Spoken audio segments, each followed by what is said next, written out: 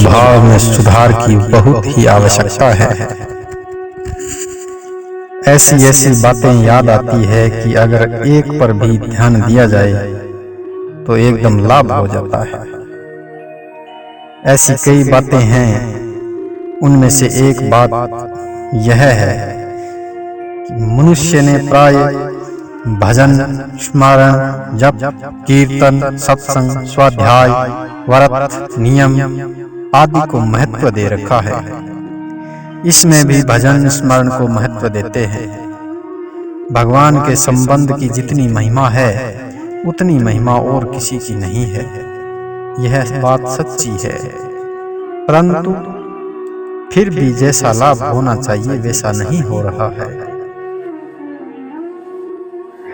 उसका कारण क्या है? वो यह है कि मनुष्य अपने स्वभाव के सुधार की तरफ ध्यान नहीं देता।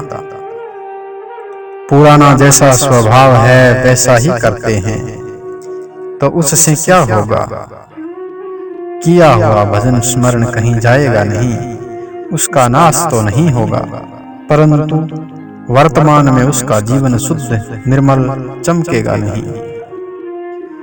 स्वभाव में दो भयंकर व्याधियां हैं, संग्रह करना और सुख भोगना।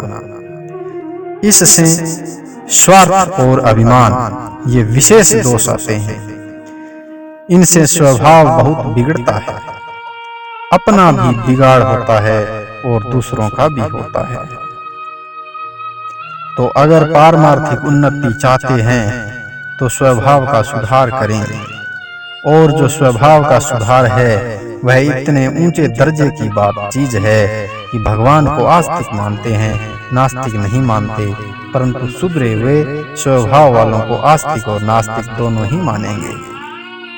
मनुष्य किसी संप्रदाय का क्यों न हो, उसका सुधरा हुआ स्वभाव सभी को अच्छा लगता है, सबके भीतर उसका असर पड़ेगा।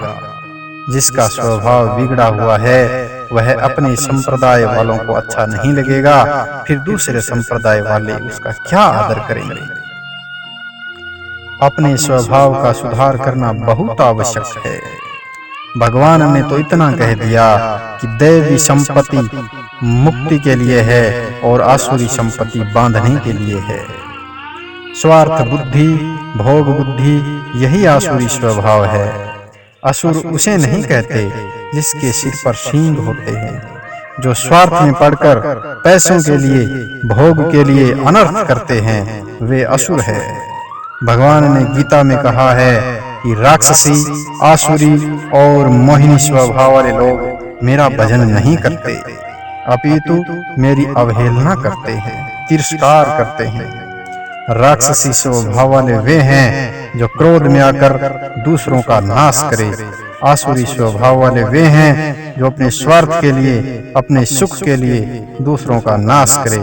और मोहिनी स्वभाव वाले वे हैं जो मूढ़ता से बिना किसी मतलब से दूसरे का नाश करता है, दूसरों का नुकसान करता है। आजकल आसुरी स्वभाव में बहुत लोग हैं। क्रोध तो आने जाने वाला है, मूढ़ता सत्संग से नष्ट हो जाती है, परंतु यह स्वार्थ दोष हरदम रहता है।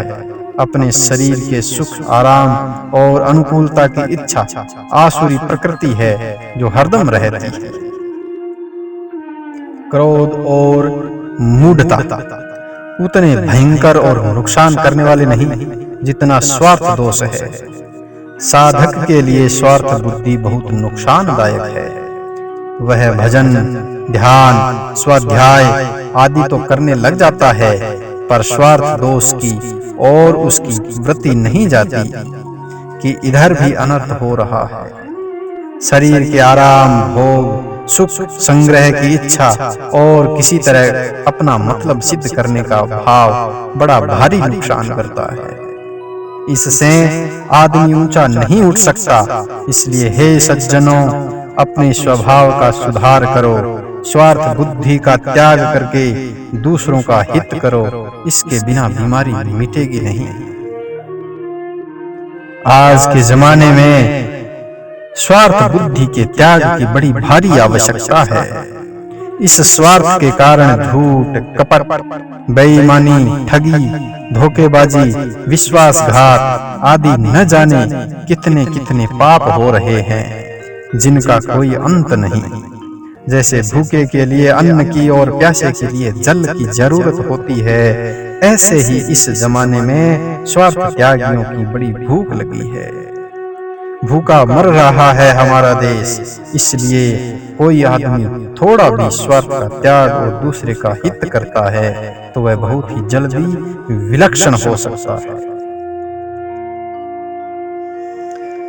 दूसरे को सुख कैसे मिले, दूसरे को लाभ कैसे हो, दूसरे का हित कैसे हो, यह एक भाव रखने से स्वार्थ का बड़ी सुगमता से त्याग हो जाता है और स्वभाव का सुधार हो जाता है। परंतु जो अपने स्वार्थ के लिए दूसरों को सुख पहुंचाता है कि दूसरे पर मेरा अच्छा असर पड़ेगा, दूसरे मुझे अच्छा समझेंगे, तो इससे स्वभाव में असली सुधार नहीं होता। ऐसा करना सेवा की बिक्री करना है। अतः दूसरे को इस तरह सुख पहुंचाए, इस तरह सेवा करे कि दूसरे को पता भी न लगे। जिसकी सेवा की जाए उसे भी पता न लगे और दूसरे को तो बिल्कुल पता लगने ही न दे, तब कहीं स्वभाव में सुधार हो सकता है। मनुष्य जो अच्छा कार्य करता है, बदले में वह सुख, आराम, मान, बड़ाई आदि खरीद लेता है। अच्छा कार्य करते ही वह अभिमान को पकड़ लेता है। यह अभिमान संपूर्ण आसुरी संपत्ति की जड़ है। जैसे महाभारत के नलोपाख्यान में आया है कि बहेड़े की छाया में कलयुग रहता है, ऐसे ही इस अभिमान की छाया में कलयुग ही रहता है। जितने दुर्गुण दुराचार है सब इसकी छाया में रहते हैं। यह अभिमान सब किए करायों को नष्ट कर देता है और आजकल इस अभिमान को ही हर एक बात से खरीदते हैं।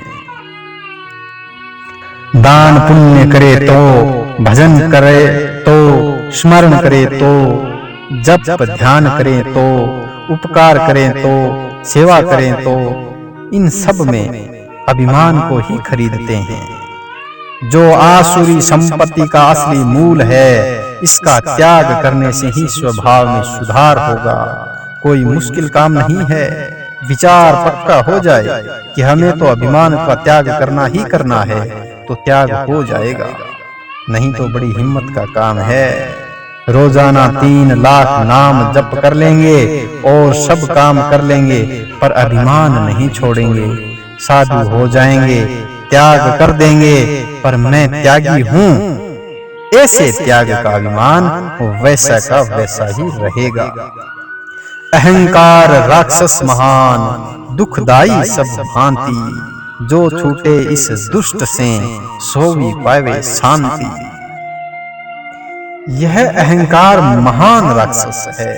इसलिए हे सज्जनों, स्वभाव को शुद्ध निर्मल बनाओ। जो दुर्गुण दुराचार दिखे उसे बाहर निकालो, फिर भजन स्मरण का बहुत विलक्षण प्रभाव होगा। ये राक्षस स्वार्थ और अभिमान साथ में बैठे हैं, इसलिए उसका प्रभाव नहीं होने देते। साधक को असंग नहीं होने देते।